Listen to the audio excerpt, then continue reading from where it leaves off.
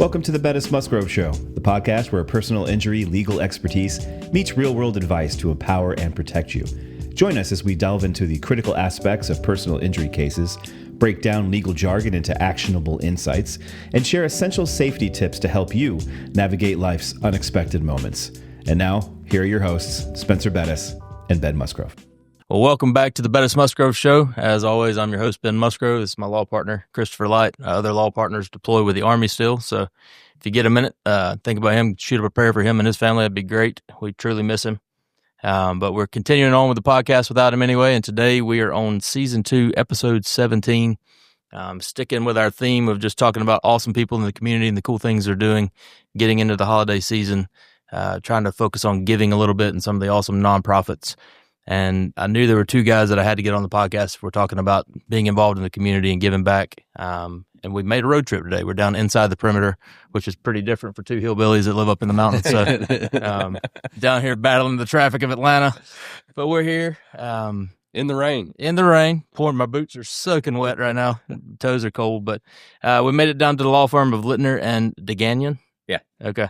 It freaks me out to say your last name every single time. He said it's good enough. I've heard plenty of iterations of it. Yeah. I always just say Arman. Yeah. So people know who you're talking about. But yeah, guys, appreciate you joining us. Yeah. Been following you for a long time, known you for a while now. Love the firm. I was telling him on the way down, if we could model a firm, this is exactly what I want to model. You guys have crushed it. Just love the way you've grown, and love how involved you are in the way you're doing it. So maybe a little bit unconventional, what you'd see from a normal law firm. Or normal, I say normal in quotes, but your ordinary law firm. So yeah, I want to talk about it, hear where you guys came from, get into the community service that you're doing and all the wonderful things there. And so lead us off, Arman. Start us off. Tell us who you are, where you came from. Right. Arman Deganian. I am. I'll be 48 this week. Nice. Happy birthday. Happy birthday. Yeah, on Thursday. I'm from Loganville, Georgia. Born and raised in Georgia. Went to University of Georgia for undergrad. Did a year at the University of Utah and then law school at the University of Georgia as well. Finished in 2003. And I've been practicing in Atlanta ever since then. Started out doing work for a judge, then did defense work, then made my way to the plaintiff side. And then the last 10 years, just about to be 10 years, I've been married to this guy, Steve Litner. Defense work, so you learn the enemy's ways first. I spent 7 years. You say learn. I spent 7 years like indentured servitude. I don't think it was my choice. I had loans to pay back, and it was the only people that were hiring. But yeah, it did. I think it was great insight. Yeah, for sure. Doing what we do. Yeah, I didn't do it, and I wish that I had. I mean, I think you guys, everybody that I've talked to that did the defense side first, just has a different perspective and behind the curtains or whatever the case may be. So it's a good idea if somebody's getting into PI, I think, to do that. You're like me. You couldn't spend any time beating up on the poor, the disabled, and the elderly. Exactly. Well, I think the where I think it helped me, and I just for the, like you said, insight. Yeah. Like I knew all the people I worked for. I knew adjusters. I mean, some of them were awful, but some were just people doing a job. So a lot of times I can see that instead of getting upset, I'll call them. And I'm like, hey, listen, like I'm not trying to give you a hard time. I know you're doing your job too. And that, if I didn't have that insight, I'd probably see them all as demons, right? As well.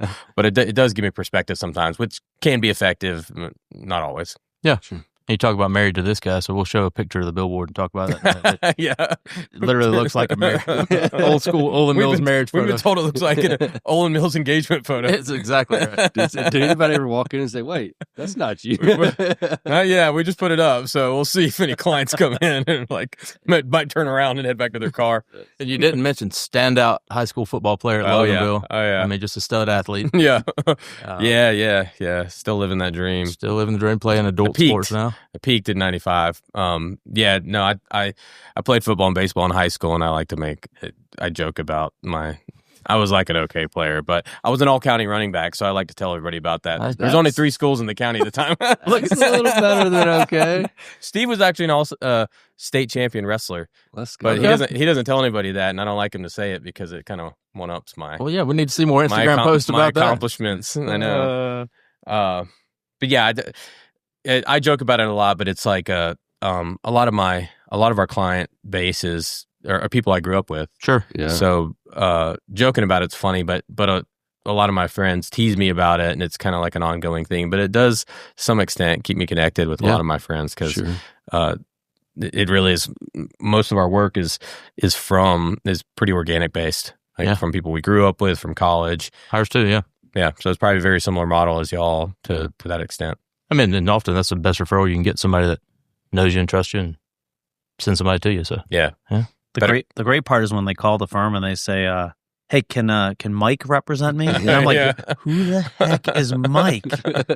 And Arman said, "Well, that's what I went by in high school because no one could get my name right, or I was in Loganville, you know." Mike, just call me Mike. To be fair, it was my middle name, but I did when I was in like third grade. I told my parents, I was like, "I want to go by Mike." Yeah, and Loganville was pretty country back then. It was very country back then because not a lot of Armans. Not a lot of Armans. So I went by Mike until I graduated high school. Funny. And then I went to Georgia my freshman year, and I still went by Mike. I forget about this sometimes. And then I went to Utah my sophomore year. I went to Utah and exchanged my sophomore year, and I was out there. I didn't know anybody, and I was like, well, I'll just go back to my first name, my original name. Yep. And I did. And then I came back to Georgia my junior year, and I had to tell everybody who knew me as Mike to call me Arman again. Or I was kind of like, you can if you want. So I'll see people I forget that I hadn't seen since high school, and they'll call me Mike still, and I'm like, they don't even know.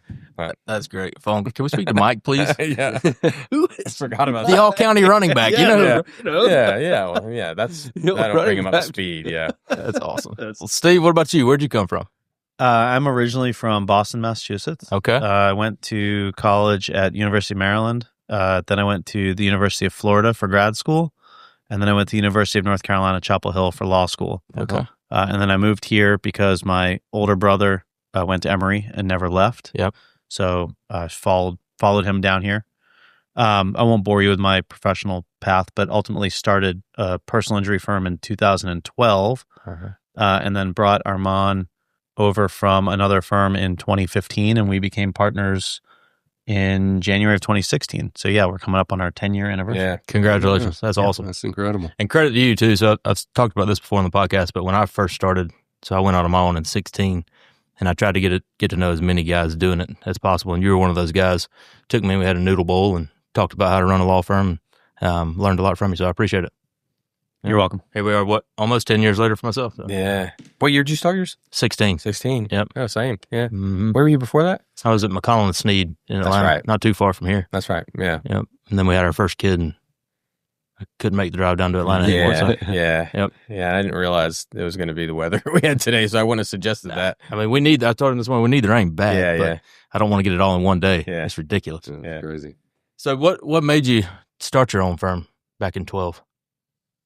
I always tell people that I'm not a good employee. Yep. I'm not easy to manage. No, what it was really about was I'd find myself going home and working late into the evening, working on weekends. I'm not the type to leave it at the door. Mm-hmm. And I figured if I was going to work that hard, I need to do it for myself and not someone else. Yep. And so I left the practice that I was at to start my own firm. These two guys were giving me a hard time a minute ago because I do a lot of work at night and send out emails. They said they had to tell you to quit sending out emails at nighttime.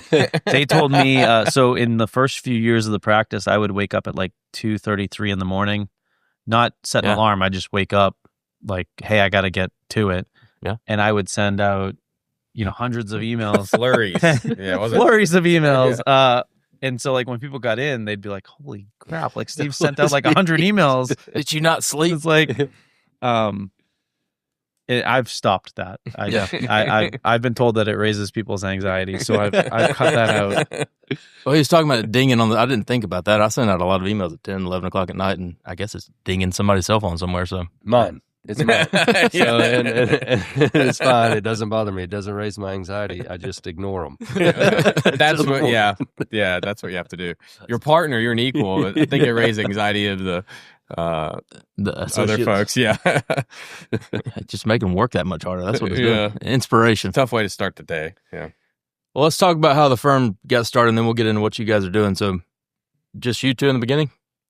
Us and we had one staff member, one case manager paralegal. The first year in 16, we had a little office in Dunwoody, and we that first staff person lasted maybe 2 months into once I came on. Yeah. So I came on 15. We did a year test Yep. So when I came over from that practice, we decided we kind of form. I was an employee essentially. It was a test run, which I think is smart. A lot of people don't think about that. Sure. To make sure that we, meshed, and we did that for a year. We had one case manager, paralegal. She was there about 2 months, and then we hired 2 more. So I think by 16 when we started, it may have been just the 4 of us. In May of 2016, we hired our first associate, Shay. who's now a partner, Shay. Mm-hmm. And the first person we hired together, I won't say her first name, but she gets referred to as Netflix, and then her first name, which I'll tell that story. Yeah. Had some.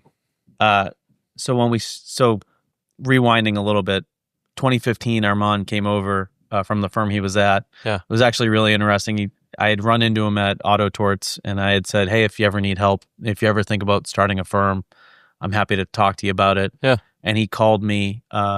Then after that, he got drunk and he walked on his hands. and then I called him. I want to work for that guy. All right, I'm in now. It was like a year or two later, he called me and he was like, I'm going to leave my practice. I'd like to pick your brain. And we went out for dinner. And just the more he was talking about how he wanted to practice and what his values were, I thought it would mesh really well with me. And so I made him a proposal by the end of the dinner. Yeah. And he said, let me think about it. And ultimately, he decided to come over for 2015, and we partnered in 2016. When he came over in 2015, by the end of 2015, we had 2 paralegals. Okay. Although one left shortly after the end of 2015 to go to like a long-term disability denial firm. And so we had this one case manager, and we brought on a replacement case manager together in 2016 who sat here in the building in one of the cubes. And at the time, we were renting to Mike Rafey and Michael Rupersberg. Yeah. And this person that we hired lasted 60 days, and we let her go.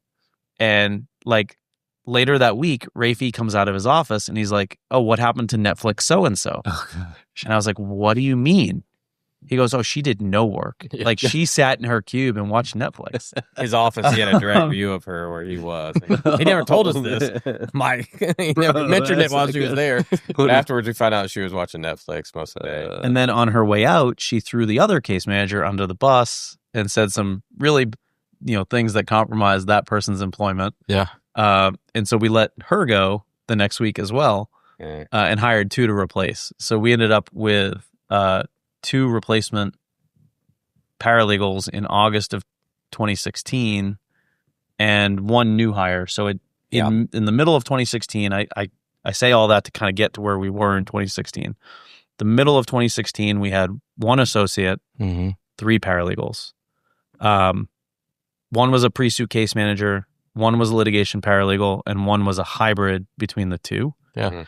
And one of those 3 hires is still with us today. Wow. She's our longest tenured employee. That's awesome. So, And so a now, little bit rocky at first, so it sounds like I had to figure out. yeah, figuring out how to be a good manager and an employer is definitely trial and error. I think it's the hardest part of what we do. I mean, Yeah. the law kind of takes care of itself, but the staffing, I mean, I went through several paralegals, case managers, whatever you want to call them in the beginning, and they were great people. They ended up having babies and didn't want to come back to work, or whatever the case may be. And we've hired one that literally she had earbuds in all day, every day, and I'd walk in and be like, hey, what you got going on? She's like, oh, I'm just waiting on you to tell me to do something.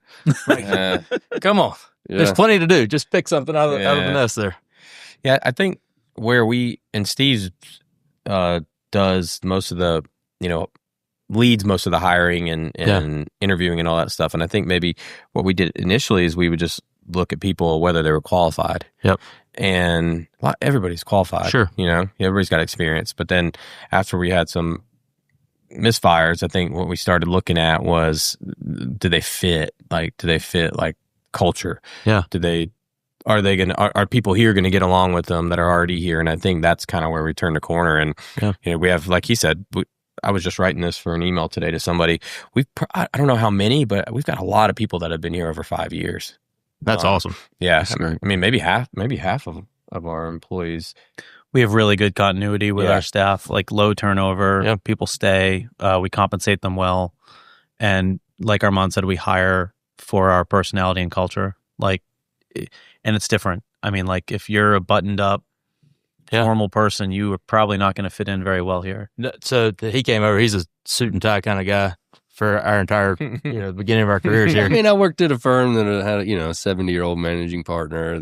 That's how they did it, you know? So. Ever since I went to lunch with him, though, I came in that day and folks were wearing T-shirts and board shorts. And I was like in a button up and slacks, and I'm like, never again. Like, for the rest of my career, I'm going to be in blue jeans or shorts, and at best a golf shirt. I have embraced the board shorts, and that's what we would tell them. We'd say in the interview, we're like, "This will probably be the last time you ever wear what you have on right now. If you're okay with that, like you can wear whatever you want." That was a big part of when we talked after even that first conversation. We talked about what's important. And a lot of it, I came from firms like that, where I told the story this weekend too. I went in one day, when I worked at a large firm, I went in on one Saturday, and I never worked on Saturdays, but I was like, I'm new, I should probably go and I want I don't want them to see me, and then everybody will know that Arman was in the office Saturday. So I went in one Saturday, I was probably 29, 28 at this firm, and I went in on a Saturday, I wore slacks and I wore a golf shirt, short sleeve golf shirt. And normal days you wore normal not a jacket, but you'd wear a suit, maybe a tie, maybe like a sweater or something. So I went in, and as I'm in there working in my office, I'm waiting for someone to see me, and one of the partners comes in and sees me. He's like, "Oh, hey, Arman," and peeks in. I'm like, "Hey." I was like, "Oh, all right, somebody saw me." Right. So I worked, a couple more hours, and I left, and I was feeling all good about it. And I got to the office on Monday, and my partner, who was great, came in. He was like, "Hey, I heard you were here this weekend." And I was like, "Yeah." So I was like, "Oh yeah, you here too?" And he said, there's a little grumbling because I heard you were a little casual. So they got on to me for wearing, for not having a long sleeve shirt on. And on a Saturday. A Saturday. And I have tattoos, but I didn't then, none visible. So it was literally, nobody said, "Hey, appreciate you coming in on Saturday," or "What were you working on?" Right. It was just, they relayed it around the partners to let me know. So I never went back on a Saturday. Yeah. And things like that were always important to me because it just didn't make sense to me. Yeah, right. And it does. I mean, I think there are some clients probably, especially older clients, they probably expect to see somebody a little bit more dressed up, but most people don't care. Yeah. As long as you're getting the job done on their case, they don't care what you got on. And we didn't have any clients coming in anyways. So. Yeah. Speaking of hiring new staff and attorneys, we were just talking about this, and how do you decide is that the business model you want to grow with staff attorneys, or were you waiting for certain numbers to come in, or was it certain caseload, or how did you guys decide on expanding and hiring new people? So we've always talked about growth and said we don't want to grow for growth's sake. Right. And it was funny, we did a partners meeting 4 or 5 years ago, and we said, what do you envision? How many employees? How big? And we looked at each other and both said, we don't want to get to 50. Yeah. Like we do not want the complexity of getting to 50 employees. We've always looked at it as when the opportunity comes about, we'll pick someone up. Sure. We've never, I don't think we've ever posted any of our attorney jobs. Every attorney hire has been an opportunity to bring someone on board that we already had in our orbit or had met through someone in our orbit. And we do post for the case managers and paralegals, but the one good thing about... So no straight out of law school attorneys? No, absolutely not. It's too much hand-holding, and it's too much risk, and it doesn't make sense for us. Like, we need people who can hit the ground running and can be independent and autonomous and can drive the bus. For our case managers and paralegals, like, one of the great things is that because we haven't done a lot of advertising and because most of our cases come from word of mouth, we've been able to grow slowly and organically, and it's been controlled. Mm-hmm. So you can kind of see where the trends are going. Yeah. And we always try to hire ahead and not behind. We made that mistake in the beginning of our firm together, which was we'd wait until the absolute last minute to hire someone, and then you bring them on and you say, "Here's a full caseload." Yeah. Sure. And that works for some people, and some people are just like, that's like... Well, it takes a minute to learn the system and learn the people, and I don't know how much oversight you guys have over what they do, but I like to take a look at it and make sure it's meets my standards. And So now we bring people in earlier, probably before the actual need arises, and sort of help train them up. Yep. Get them familiar with the people, the systems, the processes, so that when they do eventually build up to a full load, they're comfortable. Yeah. Right. So talking about that, you guys have multiple locations down, right? Yeah, we have this office, our primary one here on Briarcliff, and we have one in Rincon, which is just outside of Savannah, and one in Columbus, Georgia. Both those two are, we have attorneys down there and staff members down there. Yeah. And then, like I said, this is our primary one. So the partner meeting, you never want to hit 50. Are you there? No, we've got 30 or so. Yeah. We've got eight attorneys, and somewhere around 20 to somewhere in between 20 to 25 staff members. Okay. I mean, it's still not a small firm by any means. No. Yeah. And I spend most of my time not practicing law. Yeah.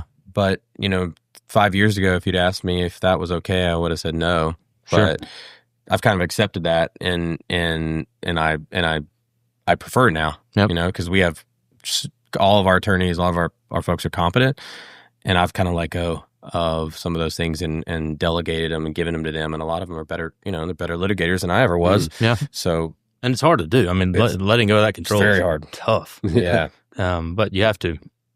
Talking about the culture and how you hire for people to meet, what do you consider the culture of your firm? Self-starters, good work ethic, good morals and ethics, inquisitive, always wanting to improve, good with other people, laid back, doesn't take themselves too seriously, has a sense of humor about who they are. One thing that I always ask in interviews is, give me an example of give me the thing an adversity that you've overcome. Yeah. And if people can't tell me about something that's happened in their life that they've overcome, I'm not interested. Mm-hmm. I want people who are used to, having faced something and come out on the other side and they're stronger for it. And, I just like people who are responsible and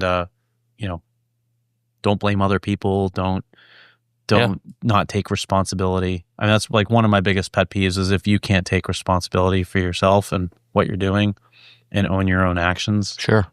We spent so much time dealing with office in the past, dealing with office conflict, personality conflicts, and it can be overwhelming. I mean, if you have 2 or 3 folks that can't get along with others, it takes up so much time. So that's where I think why we've had so much retention is we found people that get well along with others. They're team players.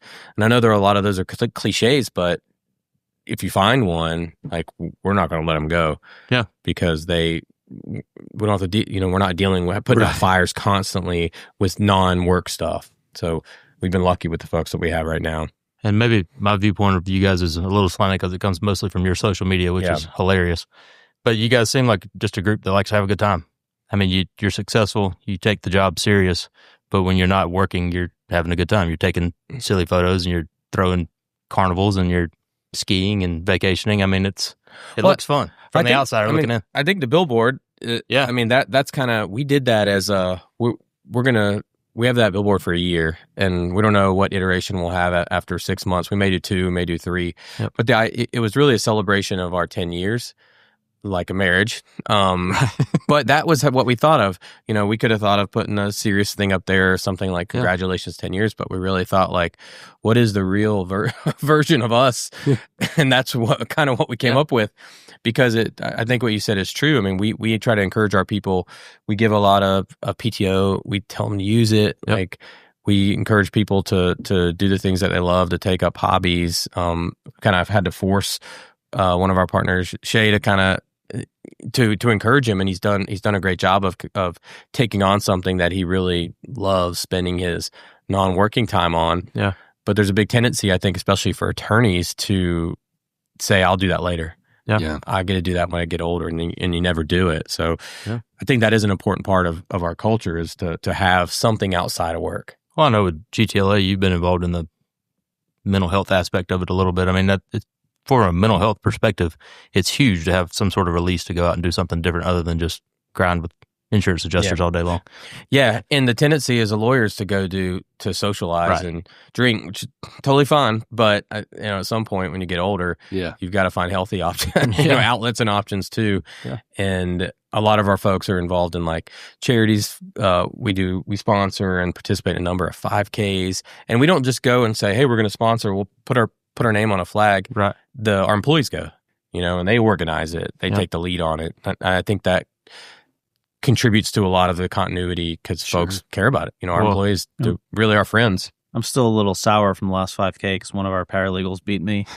We thought we were going to lose, Steve. I thought I was going to have to put up a gone too soon posting. Perfect segue, though, because that's what we really want to talk about. What I love that I see from you guys, y'all are super involved in the community. Yeah. I know you've got several, pun intended, I guess, pet projects that you've got going on with Lifeline Animal. You just did the Make-A-Wish hike, which I want to talk about. You guys are involved with your neighborhoods. You're a coach or a past coach at least. I mean, you guys are, and that's what we try to do. So we're really involved with our community more even than the law. We just want to be folks in the community who are trying to make a difference. Yeah. And that's what the podcast is about. Show people cool things that are happening in the community. And, it doesn't have to be so stuffy. You can talk about the cool people and the fun things and everybody gets something out of it. So tell us about all the things, the 5Ks, the Lifeline, all that. How'd you get into that? And we'll start with Lifeline. Yeah. Lifeline, I think, was, I thought of this. I was on a flight. I was flying back from Peru, and I booked a hotel. And I had an app. I can't remember the name of the app, but I booked on that app. And when I booked it, it gave me a notification. It said, "You just planted a tree. Every time we have a booking, you plant a tree." And I thought to myself, I was like, "Dang, that makes me want to use that app." That's pretty cool. And I felt good about just giving them my money. Yep. And after I got done, I thought, well, how could we do that? But do it in a genuine way. Like, I don't want to just say we're, philanthropic and we just give money somewhere. Right. So I kind of brainstormed it, and we as a firm had done one of our quarterly celebrations at Lifeline. Mm-hmm. So we had taken all our employees. They'd, clean the litter boxes, walk the dogs, and we really enjoyed it and liked how they run their organization. So I mentioned it to Steve, and I said, do you think there's anything here we could do? I can't remember if it was my idea or his to do Lifeline, but he was all on board. Were you already on the board at that point? No. All I'd done, my dog at the time was from there. Yeah. And we had done the community day there. So I mentioned it to Steve, and to Steve's credit, he was like, "Yeah, come up. I'm all on board, but come up with what it is, Sure. Come up with a structure, come up with a plan, timing." And so we worked together to kind of figure it out. And then we reached out to Lifeline, and Lifeline was very open to it because what they said is they that's what they want. They want organizations to not only contribute financially, but also be involved. Tell us what Lifeline is. So Lifeline Animal Project runs, they're the biggest shelter organization in Georgia, in the Southeast, and they run the Fulton County and DeKalb County shelters. Mm-hmm. So the goal is no kill, and they're very close to that goal. But there's a lot of dogs and a lot of cats in Fulton and DeKalb, and they're overburdened right now. So they do all the management, all the community projects are all through them. They go and they offer free spays, neuters, things like that. So that's how we got involved. I got my first dog from there in 2010. Your first of like 100? Like a million, yeah. My dog Fancy, I got her in 2010 from DeKalb County, and that's what always kind of brought me back to it. Yeah. Cool. Steve, you a pet guy? You ever seen the Simpsons episode with the crazy cat lady who throws the cats from behind the dumpster? Like, if Arman was not a successful lawyer, I could see him being the crazy cat lady. Totally fine with hanging out, picking up feral cats, and actually, I can relate. My mom was the same way. Growing up, we had dogs, cats, we had small horses, cows. My sister had pet rabbits, hamsters. We had a snake. I mean, a bird, Larry Bird. They would talk. We had Nextels back then. It would do the Nextel noise. Everybody's looking at their phone. I mean, it was a zoo. So I can relate. Yeah. I have no animals anymore. So, you're at what? Three dogs and one cat now? Yeah. Okay. Yeah, we're at 4, and I think that's the most. I'm maxed out. Is what I'm told. I've got one dog and I'm maxed out. Yeah. Well, you got a lot of kids too. I got plenty of kids. Yeah. the Lifeline thing was great. So, Arman sent an email at like 2 a.m. Look at you. It was 2 in the, well, Time it wasn't change. 2 a.m. for him. Yeah, It was, time change. it was whatever time it was wherever he was. But I happened to be up. Like, it was like 2:33 in the morning, and it was one of these mornings that I just happened to be at my computer. I feel like I know where we're going. You'll get there. You'll get there. Ben's all for it. Arman's email was 2 sentences. Like, Yeah. I had this idea. What do you think? And immediately I was like, that's a great idea. And I sat and I think I wrote him like a 6-page email about, and we could do this and we could do that. And he's like, slow down, buddy. Like, he got back, we talked through it, and we've built upon it, which is great. So what do you guys do for Lifeline? What's the program? So for every case we settle, we pay for the full adoption of a dog or a cat at Lifeline. Very Okay. cool. Since 2021. So Yeah. almost 5 years. Do you talk about that with the client about that's kind of what their case, might be something about their case or? We have a brochure, like we have a flyer on it at time of closing that we give them. Color 1-pager. Yep. That says what we do, and we also let them know if you want to go to Lifeline, just tell them you're one of our clients, and That's cool. that will cover the adoption. How many adoptions have you paid for now? So we're right now, so we're on we started in August of 21, so we're just past 4 years. We're probably like 2,500. Really? Yeah, because It's incredible. we do it. That is wild. Yeah, and it the adoption fees typically are $50 to $100. Yeah. But I think in what Lifeline has told us is just they'll have a little badge on on some of the cages where the dogs where the cats are in the community center and in their shelters that says this is sponsored by Litner Deganian. And I think sometimes people see that and it does encourage them to go ahead and do it because $100 can be a lot, especially if you got a vet bill coming up. Sure.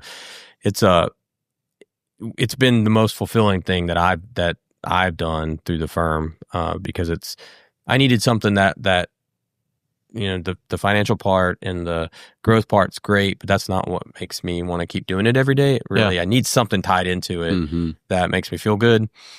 And this, ever since we started doing that, that's kind of changed how I look at the business. Yeah.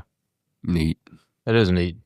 And so then from there, you've carried it on. I know, like I said, you just did the Make-A-Wish, the 22-mile hike in North Georgia. Yeah. Tell us about that. I had a lawyer come up to me and ask if I wanted to donate, and I said, "Well, I'll do it. If you can I hike it?" Yeah. It's a 22-mile hike. They started in 2018, and what they do is the Make-A-Wish. It's Make-A-Wish, Georgia, and they need this money because there's a lot of kids on a waiting list to have their wishes granted. And from my understanding, it costs about $2,500 to grant a wish, Which is crazy. I thought it would be more than that. I did too. Some of these wishes they do are incredible. Mhm. Yeah, a lot of kids want to go to Hawaii. The one our firm sponsored this event. It's $2,500, and it paid for a little girl to go to Hawaii, like our $2,500 contribution. But then I went. Each team raises money, and the event raised just shy of $300,000. Wow. And I had a team of 4. We raised about $40,000 through our 4 lawyers that were involved in it. It's 22-mile 1-day hike, but the real special part of it is, they show us beforehand and afterwards some of the families that their lives have been changed by the wishes that have been granted. So it was really wonderful weekend because, it's fall weather. It was on the Bartram Trail in Rabun County, and I got to do it with a bunch of people, meet a bunch of new people. Yeah. I'm still feeling it right now because I'm, like I said, I don't know if I'll be able to get out of the seat when we finish this, but it was Making that birthday more apparent. Yeah, I'm feeling 48. So you said a little bit, almost $40,000? Yeah, our team almost $40,000. I with the help of our firm raised about $17,000. That's awesome. Yeah. You think it's something you'll do again? Yeah, I want to do it every year. I told Steve at the end of it, they videoed me and they said, "Do you have someone that you'd like to nominate for next year?" And I said, "Steve Litner." And then I texted him and he said, "I'm not doing 22 miles. There's a 13-mile option though, Steve. It's redemption from the 5K. It's for the kids, man. It's for the kids, exactly. I'd have to get back in shape. That's cool. And I saw something on your website too about a scholarship program. Y'all still doing that? Yeah, so we still do the scholarship program. So the scholarship started a number of years ago as a way to kind of just reach out and give back a little bit and also help people know kind of that we existed. Yeah. And then we stopped it for a couple of years because it seemed like everyone was doing a scholarship. Yeah. And we just didn't it didn't really stand out very much. Right. And so we stopped it, and then we ended up hiring a lawyer who's with us now. She's been here for 3 years, and she suffered a traumatic brain injury when she was 17 in a car crash. And she's amazing. I mean, she graduated high school on time. She graduated college on time. Yeah. She graduated from law school. And she's great. And she does great work here. And I thought about, what we talked about adversity earlier, like what an adversity to overcome. Yeah. Like you're in this horrific crash. You're in I think she was in ICU for 10 days, in a coma for 7. Good grief. Brutal. And to kind of get where she's gotten to without delay, it's kind of amazing. What a cool testimony for your clients too that are going through concussions and TBIs. I mean, it's awesome. Yeah. And so we restarted the scholarship program as the Resilience Scholarship, in part to honor her story. And we tailored it a little bit. So asking people to tell us about what they've overcome, what their adversities are. And what I've learned about it is that, people are stronger than you give them credit for. Absolutely. Especially kids, right? I mean, they can bounce back. They can fight through something. There's really some amazing stories out there. Yeah. So do you do that here locally, or is that a statewide thing? Where do you target that? We've limited it to Georgia. So when we first did the scholarship, it was like nationwide, and we'd get applications from like Alaska and Indiana, and be like, this doesn't really, like, this doesn't speak to me. Yep. Right.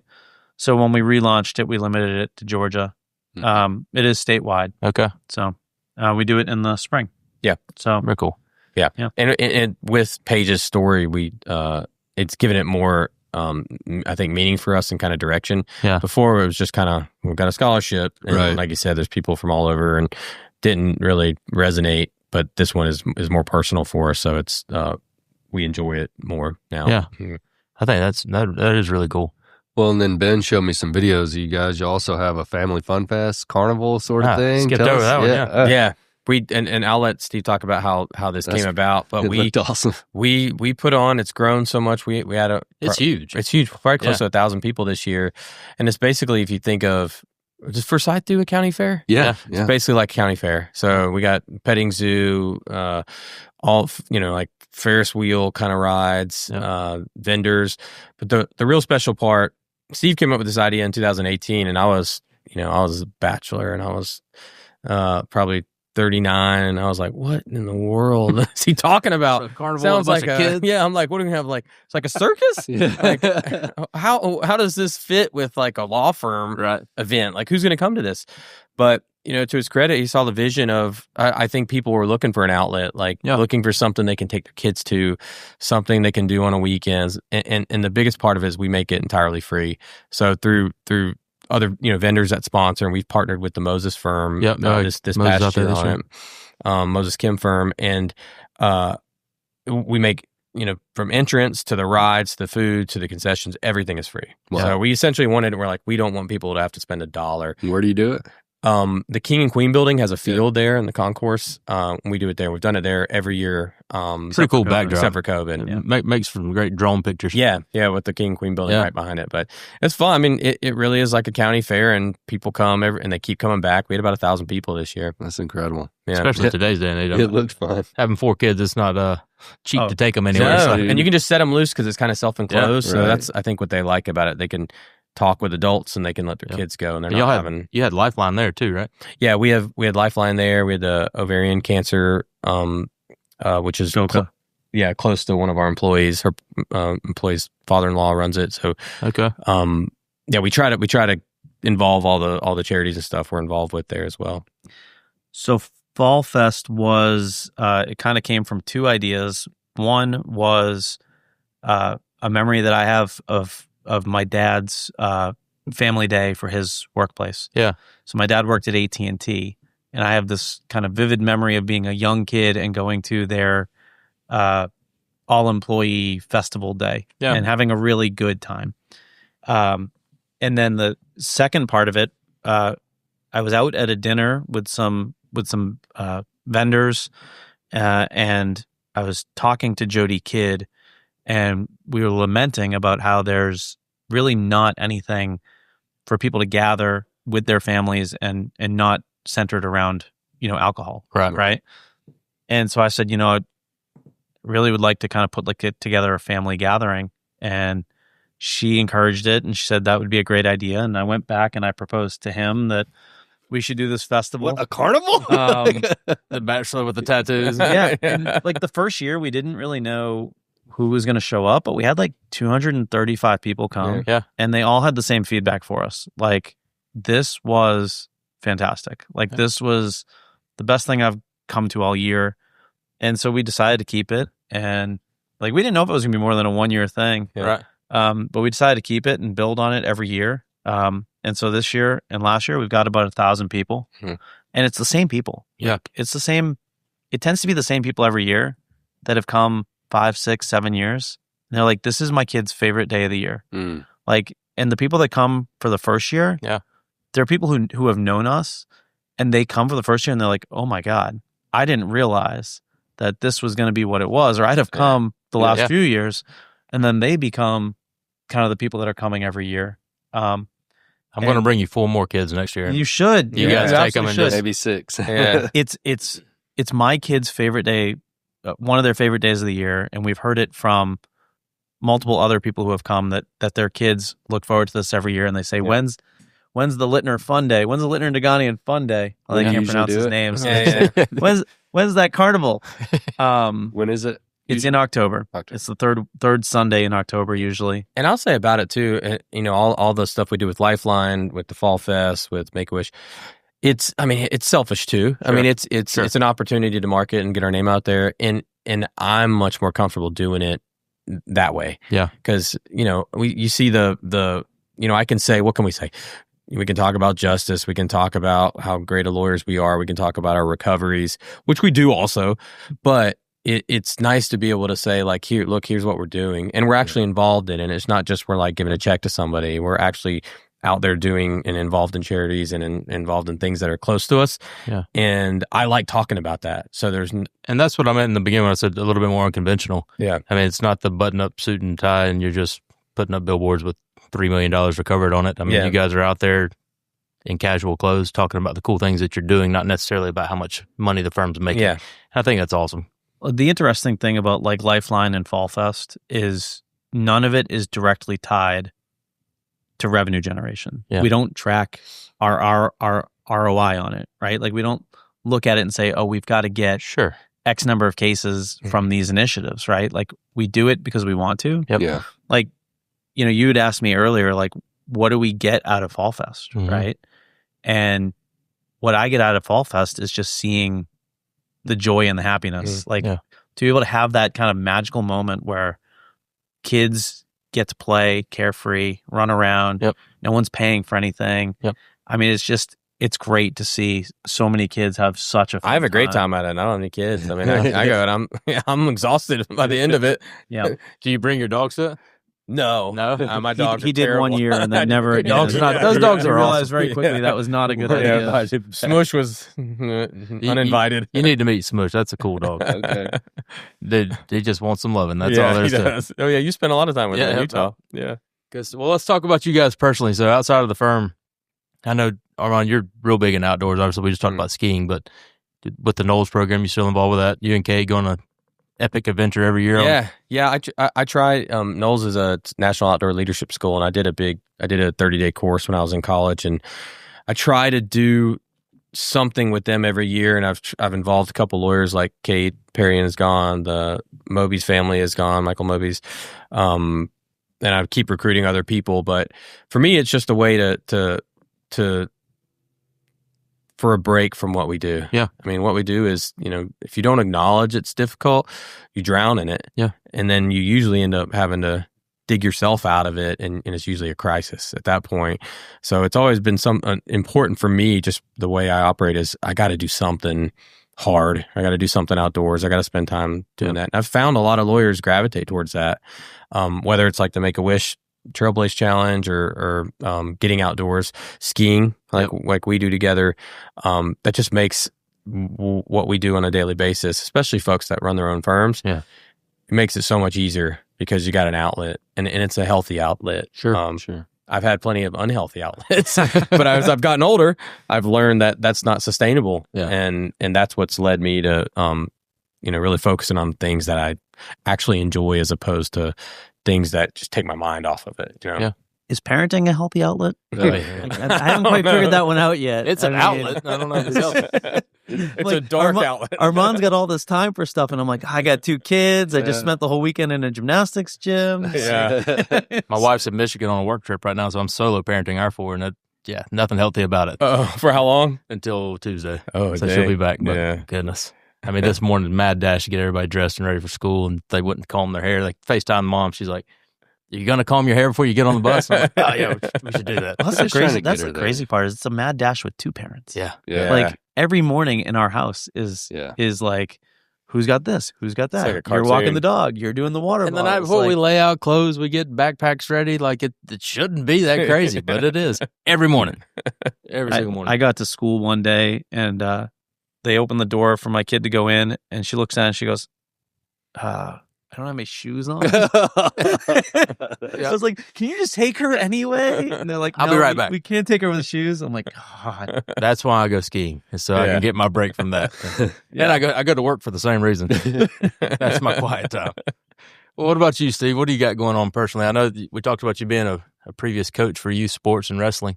Yeah, I'm a little bit more boring than Arman. I've got a 10-year-old and 8-year-old daughters. Yeah. They are competitive gymnasts, and so that eats up a lot of my time. Yeah.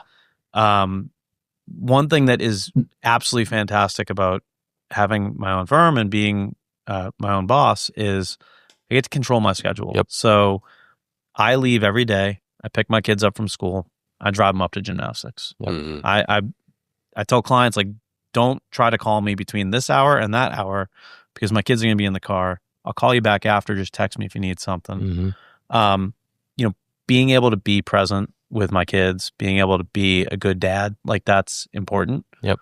My wife and I live in Brookhaven. We just finished building a house at the end of last year, so that took up a lot of time over the last few years. Still takes up a lot of time. And then, outside of that, I do need to get back in shape. So maybe I can do this 22-mile walk with Arman. You can do the 13-mile option, it's too. been out there now. You got to do it. There's a wrestling center in Sandy Springs called the Fuller Wrestling Center, which I've met the owner, and I'd really like to start getting involved in and starting to coach again, and maybe even getting back on the mat. I just have to find some time for it. Yeah. State champion. You got to get on the mat. Right. Well, yeah. I used to wrestle, and I used to coach. Actually, I was a head high school wrestling coach for 2 years. Wow. And I'll tell you, you asked about coaching stories. I'll tell you a funny story. Mm-hmm. But when I coached, I always looked at the kids and I said, well, I need to coach to their ability level and kind of what they need. Some kids need to be pushed. Some kids don't. Some kids need to be, I don't want to say babied, but very A positive. little bit different, yeah. Hold their hand. Like, you've got to look at the kids and say, well, who are they? What's their personality? How do you motivate this how do you kid? motivate that kid? What's their skills? What does their body type, or what do their emotions kind of lead to, and what are they going to be successful with? Right. And so taking kind of inventory of who your kids are and what they're going to be capable of, and then coaching to that instead of trying to just fit the square peg into the round Right. hole. Mm-hmm. So I Which I think a lot of coaches fall into, right? Yeah. I got my system. You're going to learn my system, and this is how I do things. Well, and this is my analogy to employers too, right? Because a lot of employers do this too. Like, a lot of employers just try to make every paralegal, every attorney, every associate it's a good thought. an image of what they want it to be, instead of being like, this is who I have and this is how I can get them to their best and highest use, which is ultimately going to help me. I've always taken that as, you have to play to the people that you've got and figure out what's going to work and how you get them to get to their highest potential. Sure. Well, that was my next question. How do you translate that into what you're doing now? But I mean, perfect.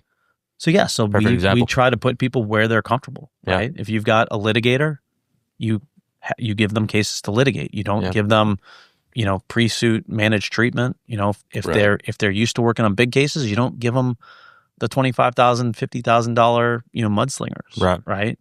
If you got people who aren't comfortable litigating, but they're great with people, they're great with the counseling aspect of what we do. Yep. You put them in a position where they're going to talk to people, and they're going to listen, and they're going to get information, and they're going to make people feel good about what they're going through. Yep. Right. You try to pair who you've got with the cases that you've got, and what you want them doing. I mean, even within paralegals, we've got some paralegals that get the more complex, cases, and or certain clients with certain personalities. Like, we pick up a case and it's this client. Who do you think they're going to work well with? Yeah. Who do you think's going to connect with them? Yep. Oh, you guys have clearly figured out the secret sauce. I mean, it's working beautifully. So keep doing whatever it is you're doing. Yeah. And a lot of it, I think, is just listening to our folks. Like he said, some of our attorneys don't want to litigate, and we didn't punish them for it. We said, all right, well, what do you like doing? And then that's what we try to focus them on. And the opposite end too, if they want to litigate, I'm all about it. But how can I help? How can I support you? So a lot of it, I think, is communication and letting people do what they're good at, as opposed to trying to, sit them all down and trying to be just like me or just like Steve, because I don't like doing a lot of stuff Steve does, and he doesn't like doing a lot of the things I do. But if we both settle on, hey, this is my bucket, that's your bucket, how can we support each other? That, I think, is what's been most successful for us across the board. That's great. So what's in the future? Where are you guys headed?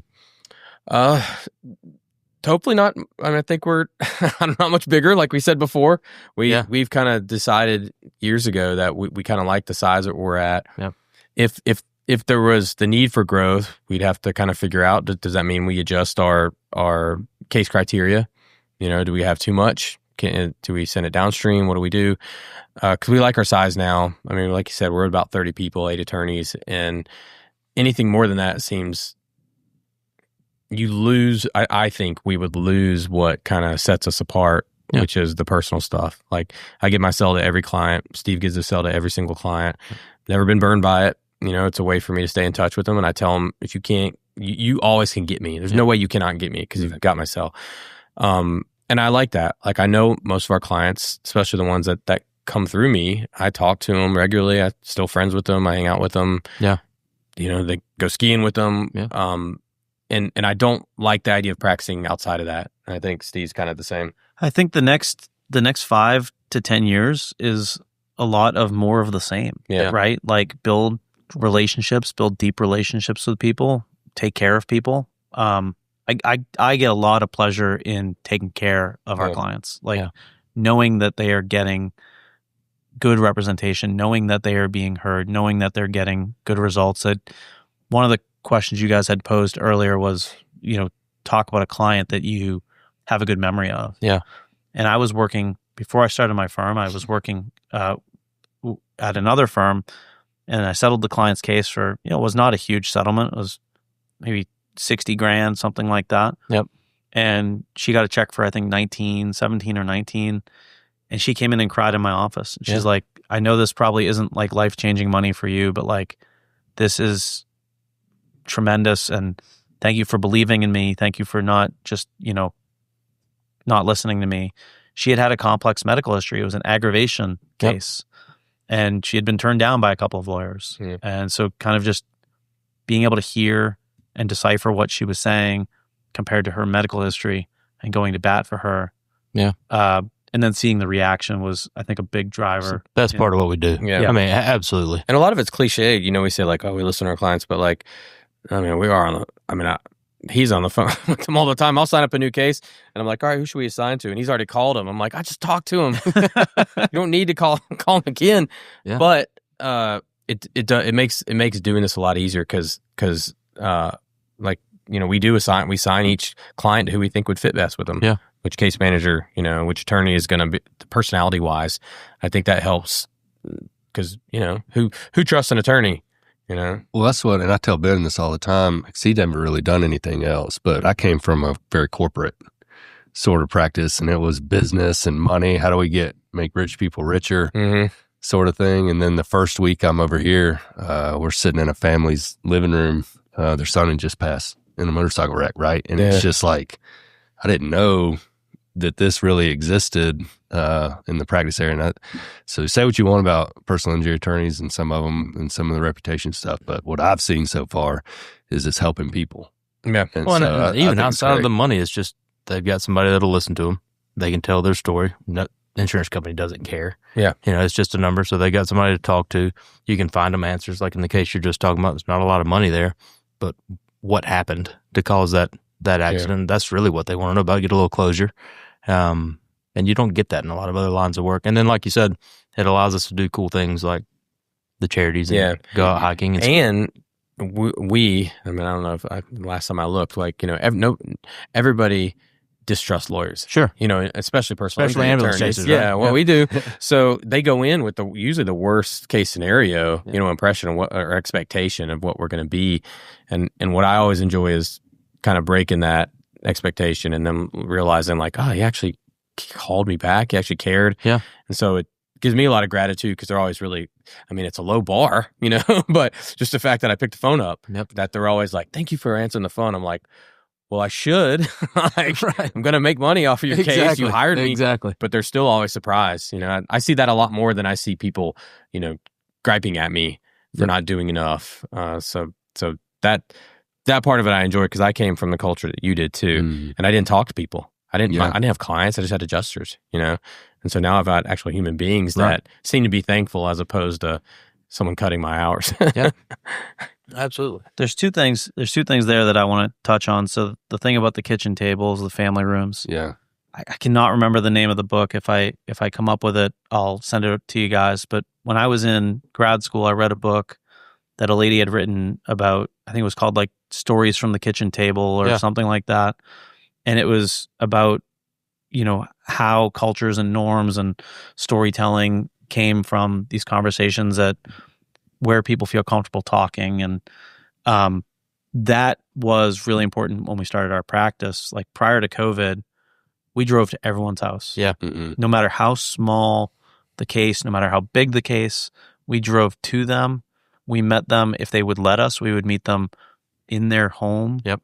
I was on the road some days, the whole day. Yeah. I still try to do it a lot, but COVID did. I mean, it killed that. COVID did a number on that. But, that is so important. Like that connection, like being able to see someone, talk to someone in their own environment is just so, so important. And you can learn so much. I remember there was one day Arman went out. He drove up to like somewhere in North Georgia, probably Clayton area. He was gone for like 6 hours. I mean, I was like, is he going to come back today? He comes back. He's like so excited. He's like, this client is amazing. Like, I know that they didn't sound like they were that intelligent on the phone, but they're so smart and they're repairing this car and they played football at Georgia. And I was like, Jesus. I was like, did you just like hang out with them all day? He's like, yeah, I hung out with them all day. At a McDonald's. He really was. He was 80. He was 83. He would put together cars and take them apart. He couldn't read. That's cool. And he could barely write. And so I went and met with him. He could probably fix anything. He was the smartest dude I ever talked to. Yeah. And when I talked to him on the phone, he was like, the reason I had to go see him is because he couldn't write. He was like, I need you to come out. Yeah. And I was like, yeah, no problem, man. And I was just like, oh man, what is this going to be like? Today driving. Yeah. Coolest dude. Yeah. I sat there in McDonald's for like 4 hours. And I didn't go to his house, but he had his truck out there and we went and looked at it and hung out outside. It was in Cartersville. What's cool about it too is, again, there's a selfish component to it because you made a friend there. Yeah. No doubt if he... Referral source. Exactly. So Brooks Needley, you guys know Brooks. He sent me a case when I first opened my door. A guy named Reggie Lathan. He's passed away now, but Reggie got in just a average car wreck. Somebody ran a red light and hit him in the back end. Nothing crazy, but we made him some money. I can translate that to probably 70% of the clients that I still have to this day just because of the tree that Reggie created. You make a friend, you do a good job, you sit at the kitchen table with them, and it just happens. That's called a walking billboard. Yeah, exactly. So the book is called Kitchen Table Wisdom. Kitchen Table Wisdom. Yeah, and it's by Rachel Naomi Raymond. Okay. It's a really good book. The other thing, though, I wanted to touch on is the question about like kind of what the future holds. Yeah. So, we've gotten to a point, I've had my own practice for 3 years preceding our firm, so 13 years. This is our 10-year anniversary. Like we've gotten to a point where we're a stable, mature law firm. Yep. And we worry less than we used to about where the next cases come from, or do we have enough work to keep the lights on, that kind of thing. Right. When I first started, there were attorneys that would refer me cases to work on, right? I would refer cases up to work with other people. And the one thing that I don't want to lose sight of in the next 10 years is the opportunity to collaborate with others and create win-win relationships. There's people throughout the food chain in our environment where there's guys who are starting law firms that need the Reggie Lathams, right? Yeah. They need the footholding. There are guys that I want to work with that I look up to, right? There's ways to collaborate and continue to build relationships, and that is going to be important over the next 10 years. And then the other part is, even though we don't technically want to grow just for growth's sake, if opportunities arise like the ones we've had in the past with specific attorneys or in specific markets, we're going to explore them and we're going to decide if they're right for us or not. One thing that we've always thought about is it has to be a win-win. It has to work for us. It has to work for them. And if you can find those opportunities where everyone wins, why not move forward with it? Yeah. And that's our philosophy too. If a door opens, we're going to walk through it. Yeah. We'll see what's on the other side. Yeah. I mean, It's hard now because, you're a little younger, but in this kind of world and our profession now, a lot of it is social media driven, as opposed to it used to be dinners and lunches and stuff like that. So I still try to do a lot of that just because I enjoy it. Yeah. Social media is where it's at. Yeah. But keeping up, doing this. Yeah, exactly. Like keeping up. How do I meet 28-year-old lawyers? How do I connect with them? How do I, because those are some of the folks he's talking about. I do want to meet the young ones. Like if I were that age, I'd want folks who could kind of show me the way. But it's a little more challenging now, I think, and you have to be pretty purposeful about it, like who you want to do business with. Well, and I said that helping people and getting a check and giving them their day is the best thing we do. 1B to that, just under it, is this is a really cool industry that we're in, and it's a very tight-knit group of excellent people that take care of each other. Yeah. I mean, like I said, you shared with me when I first opened my door, been decently successful at it, I think. And if it weren't for people like you who did that, then, I wouldn't have been able to do that. So keep it up. Good work. Yeah, y'all too. Keep growing. Keep doing the nonprofit stuff. Like I said, this was awesome. And we've gone well over the 50 minutes. You're I gonna have said. 6 new little girls at the next Fan and Fest. Yeah, it works. Yeah. Please. I was going to tell you, Steve, you'd fit right in at Bettis Musgrove. We're 3 lawyers, but we have all girls. Really? Yeah, that works. We I've have got 8 half little, of them. We have 8 little 8 girls. between the 3 y'all? 8 between the 3. Dang. It's all girls. I forgot that yours are all girls. All girls. Dang. I was one of 4 all boys growing up. My Girls dad- might be better. I don't know. My dad- brother's got 5 boys, so it's Yeah. it's like you go to, they're hanging off the channel. I mean, it's That's all we it's were. chaos. All of us got arrested at some point. Yeah. But we can't close it without doing our rapid fire. Okay. That's our favorite part. So we're going to throw some fast questions at you. Okay. First one, straight out the gate, Georgia, Florida week. Georgia's Well, obviously. So we know. Look at who we're at. we got to lead in though, Steve. You're a Florida fan. I Yeah. understand. I'll still do the flag thing. Unfortunately, Yeah, we got it coming up. I got to get Arman to actually climb the ladder if the Gators win, which You got another decade. may or may for it. not Be do. gone. We have a flag in the front of the office, a big Yeah. flagpole. What is it? Probably 30 feet. Yeah. That we have a American flag on it, but during the week after Georgia, Florida, whoever wins, we agree to put up the flag of the winner, and it stays up there for about a week. And the loser has to hang the winner's flag, right? Correct. Yeah. Yeah, I hate to say it, it's probably Well, I haven't had to get probably up gonna there, be me so hanging that's the the flag. problem. Yeah. He keeps saying that. He says Arman won't get on the ladder. I'm like, I don't need to because we haven't lost. And I don't know how The long. first year we had the bet, the Gators won, and Arman was like, Yeah. "I've got a sore throat. I can't come in." I don't think I put it up. Yeah. All right. So let's get a prediction then, since it's coming up this weekend. Oh, I say Georgia 30, Florida 9. 39. I can My live with that. prediction is I'm going to be hanging the flag. What do you think the Dogs do? They make playoffs, and what's the season look like? Honestly, I don't think they're going to make it. Really? No. I think they'll make the playoffs. I think we could lose to Tech. Very easily. I this think we year. could lose to Yes. Tech. I think. I don't know. I think we could. No, I don't Haynes even King's know. the I don't dog. even know if Haynes- they make the SEC championship. I almost No. think it's better not. To It's better yes, not it's better, to. yeah. I'm okay not making it. Yeah. I think we make it. I think we could lose to Tech. If we lose that, that'd be the only one. But it's not in our conference. Texas is playing a little better. Yeah, it takes play a little bit Thought better. they barely I squeezed it out Saturday. They did. Oh, But they came back by and 17. won. That's good, you know. I think we make the playoff. Where we go from there, I'm not sure yet. I Yeah. still need to see more. I mean, what I saw from Ole Miss is I think it beat anybody, but then Auburn. Yep. And, you know, our first halfs are the problem. That is aside the from problem. last week. And then for Florida, well, how big a swing are they going to take at Lane Kiffin? I don't know. We'll see. Is that a real thing? That a real man is, thing. that Real man money is thrown fixing at to him. get paid. Between We'll see- LSU we'll and see what Florida happens. looking for somebody, He's going to get a big contract somewhere. it's going to be wild. Yeah. All right, you guys here at Inside the Perimeter, what's your favorite restaurant in Atlanta? All right, I'm going to give a shout out to chef's name is Jared Hucks. The restaurant is the Alden. Okay. It doesn't get talked about enough. It's in Chamblee. It's on Peachtree Road. No. It is. Peachtree. It is. That Peachtree. Yeah, It's that right near the part's Whole okay. Foods in that Yeah. shopping center. Yeah. It is fantastic. Yeah. He's a Michelin trained chef. He's from Chamblee. He went overseas to train. Came back here, opened a restaurant. He's a local community guy. Relationships matter. Yeah. It's a great place to go eat. The chef's tasting menu is like a 7-course meal, and you sit at the bar watching them, do everything they're doing in the kitchen. Yeah. It's a great experience. Alden. The Alden, Alden. Yeah. I probably have to go with Let's go. my old trusty is Fox Brothers. Oh, Like, yeah. if I go anywhere, if somebody's in town, that's where I always take them. I mean, there's a couple like really nice restaurants I could try to think of, but when the Fox Brothers opened their main location, I lived a block like the street next to it. I'd weigh 600 pounds. Oh man, I gained about 15 pounds in that 1 year. I drank and ate like half my paycheck every time. I'd be over there every night. I knew all the bartenders. I still know them all. Yep. Even though I don't work there anymore. That's one of my favorite Yeah. places to meet a client. It's Yeah. Fox Brothers. Okay, you're down there. Let's go. Yeah, and then if you know about it, especially the main location, Yeah. you get a little street cred. I like it. Throw one out there. I like historical figure. Is there a historical figure and you guys have wish you could have met or hung out with, talked to? I think of this when you ask this question. I relate it to Atlanta. Yeah. And Yeah, I'd have to say, probably like growing up, it'd probably be Dale Murphy. I have met him, but I can't help. That's the only person I can think of when I think of if I think of where I'm from, who I would want to meet.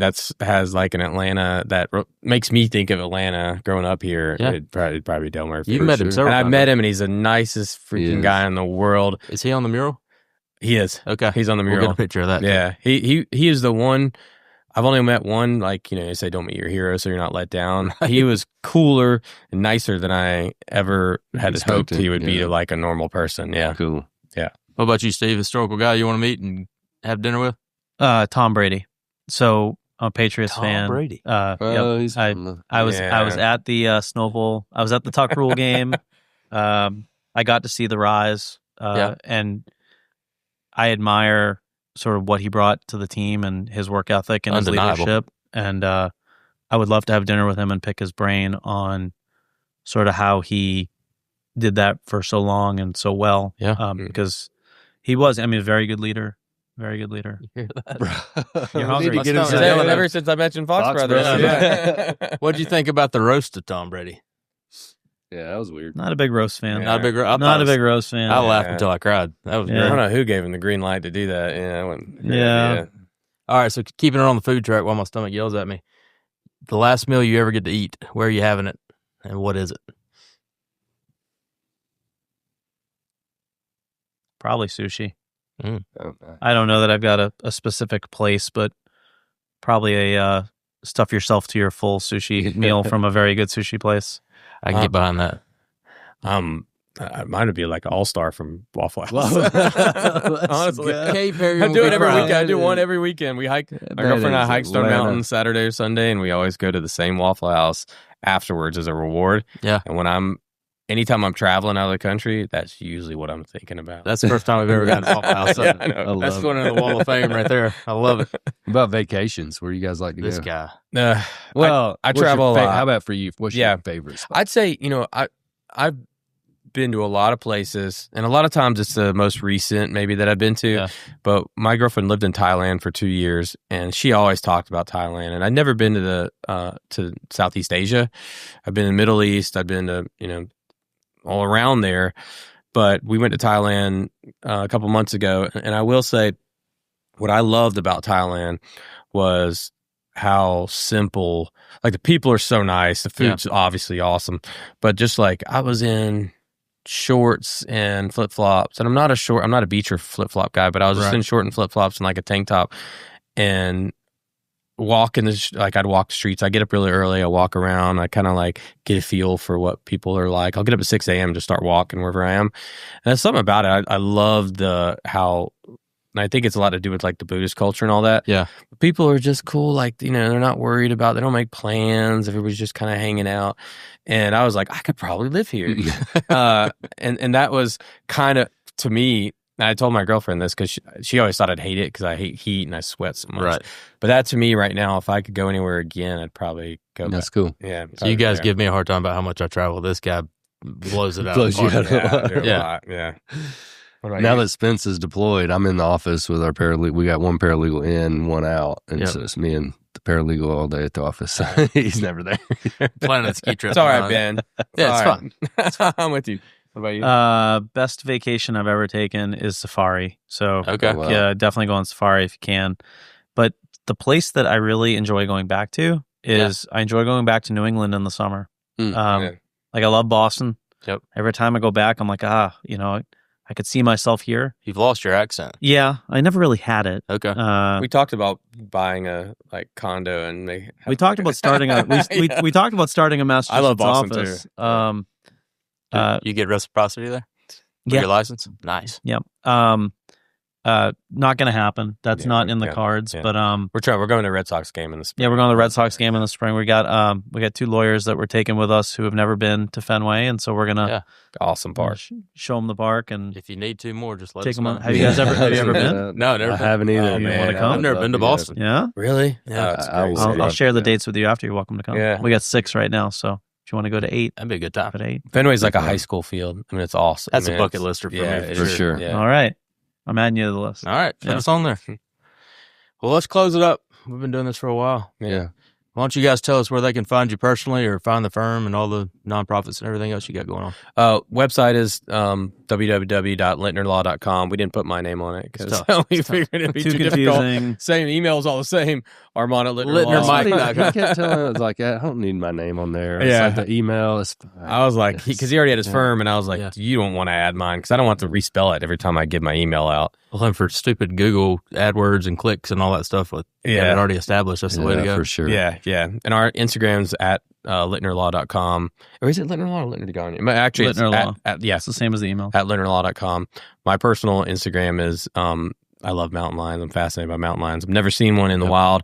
Going to South America in April to go see them in Patagonia. Yeah. Hopefully I'll see my first one. But that my Instagram From a is- distance. From a distance. Okay. You haven't seen one in Utah yet? No, my neighbor's got one on a trail cam. Yeah. I have not seen one. But my Instagram is Mountain Lion Man. So MTLION man. Yeah. Yeah. Hopefully I'll see one this. Good follow. Anybody listen, that's a good follow. Damn, sorry. What about you, Steve? Where can people find you?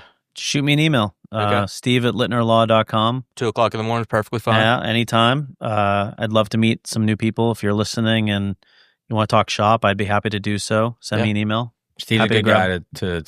to He someone is. who's in your position that's kind of just starting or partnering. Steve is the inside guru guy. Perfect. And then we got Lifeline. Yeah. The website, Instagram, whatever. Lifeline. Yeah. Well, Lifeline actually has a really active Instagram. And, Okay. and if you're thinking about adopting, they just added, when I got Fancy in 2010, you just had to go to the shelter. Just drive and like, do you have a dog that I'm looking for a medium-sized dog?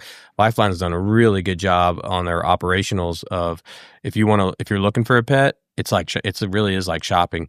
They have them updated every single day, and you can go in, not just by big dog, small dog, big cat, small cat. You can go into temperament, good with other dogs, Really? other cats. Yeah, they have all the drop-down boxes. This is just something they put in a couple months ago.